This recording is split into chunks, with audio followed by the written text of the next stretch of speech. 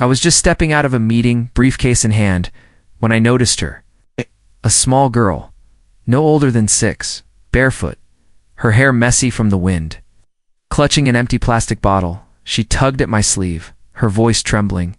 "Sir, my mom is very sick. ... We don't have any money. ... But she needs milk. Please ... I froze. Not because I was afraid, but because something about her eyes felt familiar. Sad, quiet, but not begging. It was like she was trying to hold her world together with nothing but hope. What kind of world makes a child barter with dignity? My name is Evan Hartley. I run Hartley Holdings, one of the biggest real estate firms in the state. And my suits cost more than the rent of the apartments we build. My watch, Swiss. My car, German. But in that moment, none of it made sense. Not anymore. I knelt down to her level. "Where is your mother?" She pointed to a small alley across the street. It was almost hidden between 2 rundown buildings. As I followed her, I noticed the broken signs, shattered glass, and silence that blanketed the area. This wasn't just poverty. This was forgotten pain. Inside a crumbling one-room flat, I saw her mother pale, lying on a thin mattress on the floor. Her breathing was shallow. She looked no older than 30. There was no refrigerator, no fan, no medicine. It's just one photo. On the wall, the girl may be 2 years younger, standing next to a man in a military uniform. "My dad never came back," the girl whispered. "Mom says maybe he's still looking for us." My chest tightened. I didn't know what I was doing. I just walked outside and called someone I hadn't spoken to in years. "Lucas, I need your help." Quietly. Medical and milk. Lucas had been my fixer.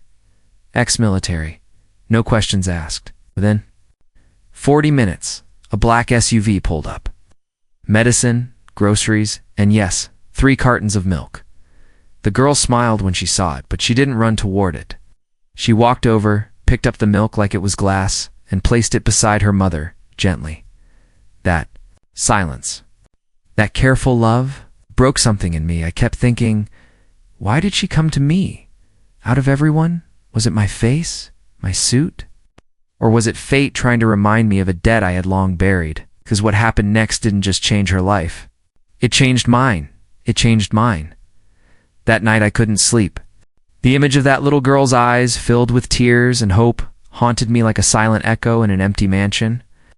I had met thousands of people in my life, sat across negotiating tables with billionaires, listened to sob stories from those who wanted something, but never before had a child asking for a simple box of milk shattered my entire worldview. The next morning, I did something I hadn't done in years. I walked. No driver, no assistant. It's no Bluetooth. It's just me, my coat, and the streets that I had. Long forgotten, the neighborhood was rough. Sidewalks were cracked like the lives they held up. Broken windows, quiet houses, and a silence louder than any city noise I'd ever known. Why didn't I ask her name? Why didn't I follow her that day? But I knew what I had to do. I started from that very grocery store, same corner, same bell above the door. The man at the counter glanced up. I introduced myself, not as the CEO, just a man. "I'm looking for a little girl," I said, my voice quieter than usual.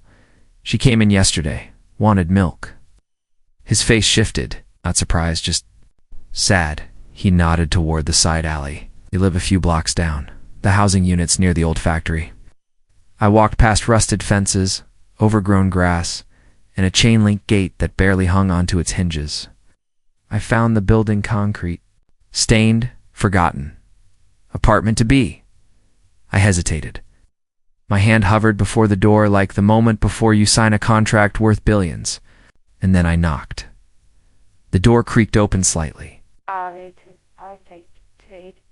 A tired woman with sunken cheeks peered out. "Can I help you?" she asked, eyeing my clothes suspiciously. I cleared my throat. "I met your daughter yesterday, at the store." Her eyes widened. She opened the door wider. Behind her, I saw the girl standing barefoot on a frayed carpet, her tiny hands clutching an empty cereal box. When she saw me, she didn't run or smile. She just looked, quiet, guarded. "Come in if you're here." "For good," the mother said. Her voice was firm, but not unkind. The inside of their home was clean, but almost completely empty. No furniture, no fridge hum, just blankets, some canned food, and the kind of silence that speaks louder than television ever could. I sat on the floor. "I didn't come here to give money," I said. "I came to understand." The mother, her name was Rosa, told me everything. About her husband who died in an accident at the paper mill, about how the city forgot them, how job interviews never called back, how she sold her wedding ring to keep her daughter in school. Her name was Mia. That name stayed in my chest, like a heartbeat. I asked Rosa if I could take Mia for a walk. She hesitated, then nodded. I promised we'd stay nearby. We walked past the old train tracks, across the cracked pavement where weeds had claimed territory. Mia didn't say much. She kicked a rock softly with her shoe and held a small worn teddy bear in her hand. I finally spoke. "Why milk?" She looked up at me. Her eyes.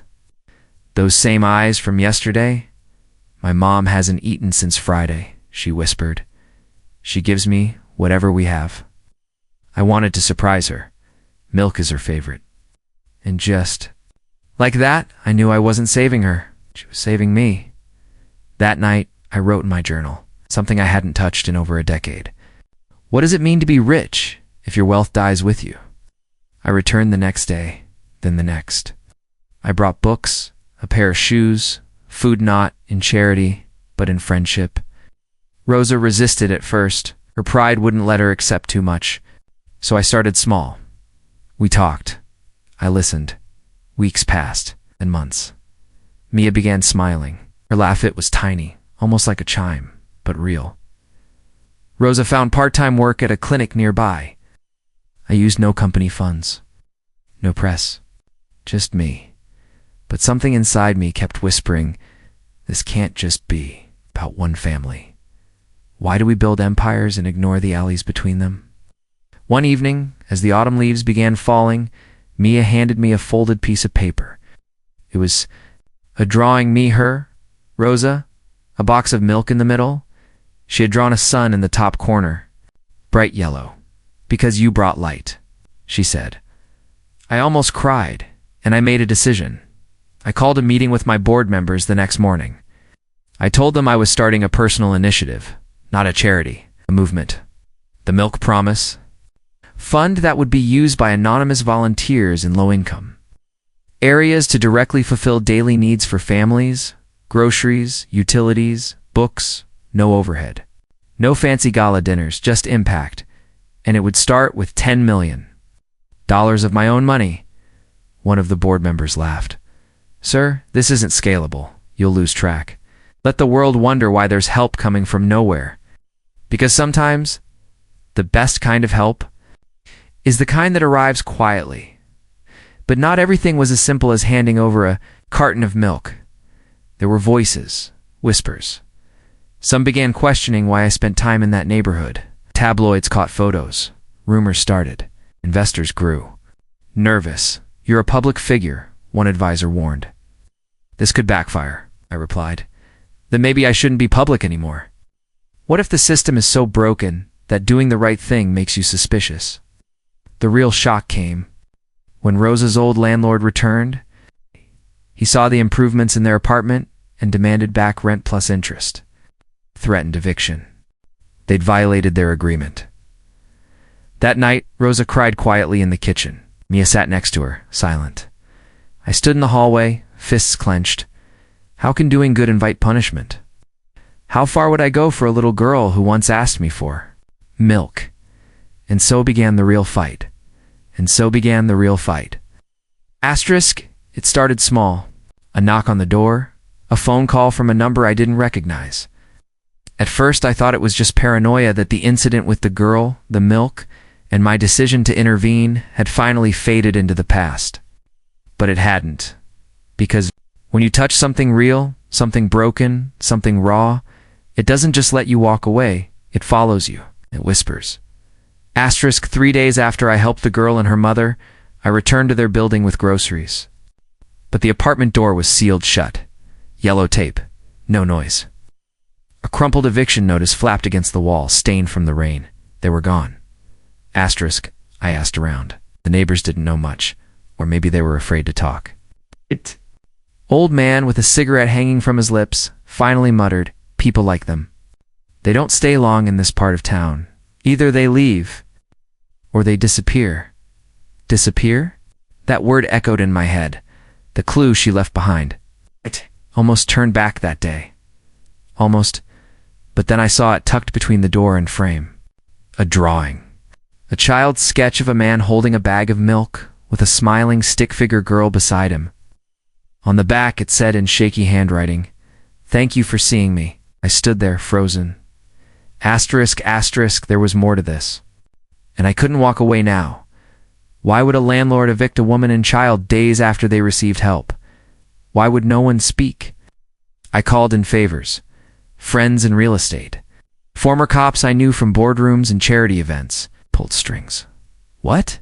I learned made my blood run cold. The system was designed to fail Hearth. Apartment had been under a shell management, company owned by a corporate real estate group. That same group had recently acquired half a dozen low-income buildings in the area. Within weeks, tenants were being pushed out. No papers, no hearings, it's just threats and silence. Asterisk, and those who resisted. Their files were marked non-cooperative. Weren't just evicting people, they were erasing them. But why?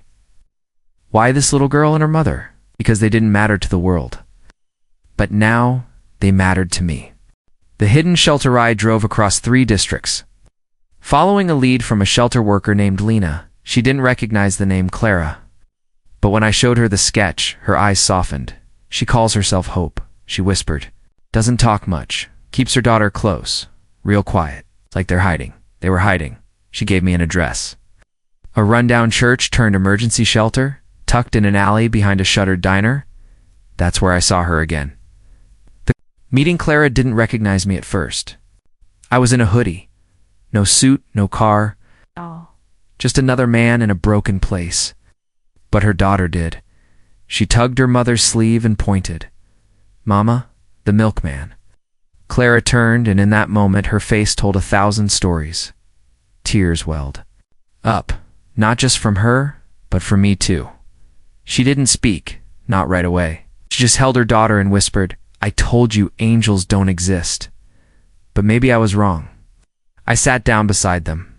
The bench creaked, and so did my voice. I didn't come here to play angel. I came because I failed you. I let you walk back into a system that eats people like you alive. Clara nodded. And yet you came anyway. The choice, the easy thing to do was write a check, put them in a hotel, call in a few favors. But this wasn't about money anymore. It was about fixing a wound, just deeper. So I offered them something different. A job. Clara was stunned. I haven't worked in years. I used to clean offices. Before the cancer, before the debt. I said, we don't need a resume. We need heart. She said yes. And just like that, something changed. Not in the world, but in me.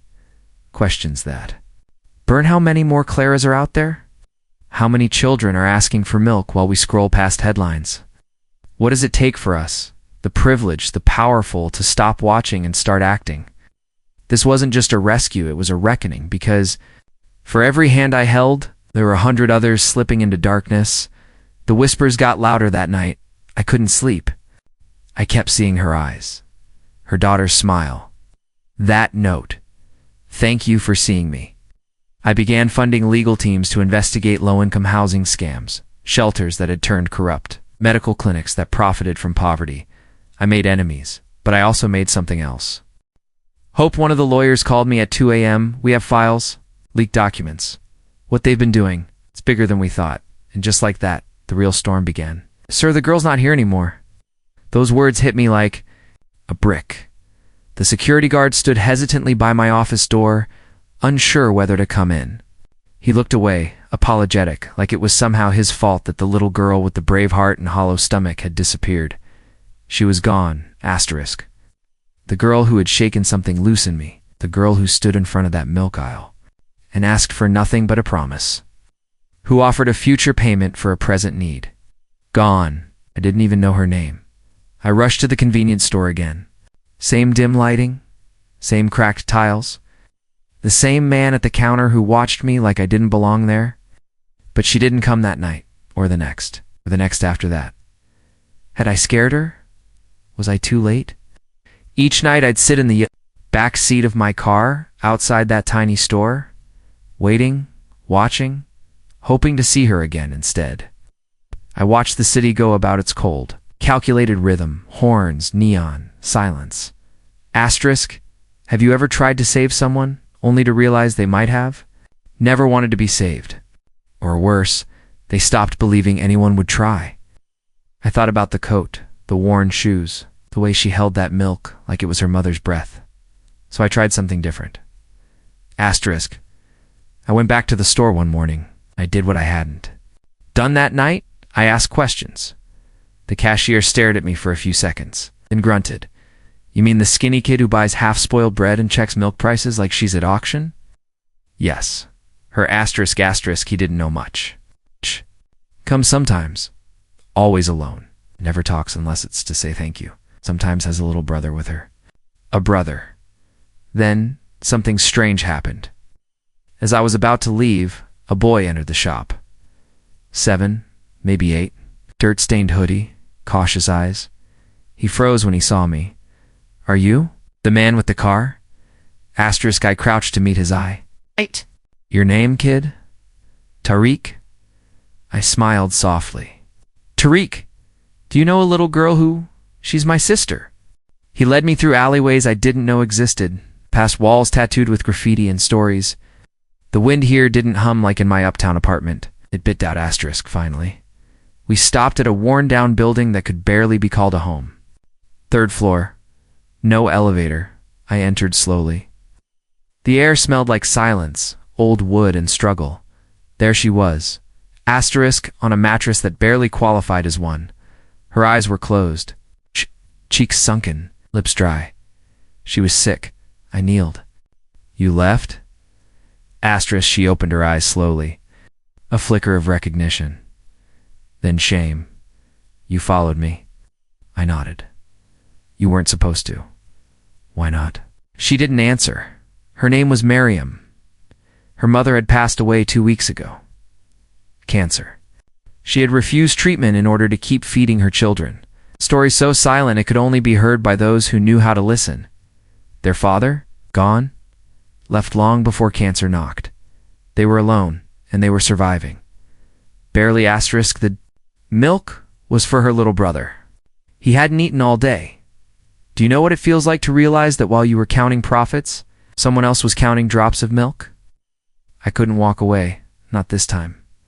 I arranged a full medical checkup for Miriam, got both kids, into a temporary care facility. But I knew that wasn't enough, so I did something I had never done before. I invited them to my home. At first, Miriam refused. It's not right, she said. People like you don't bring people like us into their world. I looked her in the eye. Then let's change that. 3 months passed. Miriam was getting stronger. Tariq was enrolled in school. I'd come home and find her reading books in the library room I never used. Sometimes we wouldn't talk. Just sit, share silence. A rare kind, healing kind, until one day I returned from a business trip. And they were gone. No note, no call. Just gone. I searched everywhere. Hospitals, shelters, schools. The silence was unbearable. Then 6. Years later, a letter arrived, handwritten, old dash style, the kind you keep, Mr. K. You probably don't remember us, but I never forgot you. My name is Miriam. I was the girl who asked for milk, the girl you followed, the girl you saved.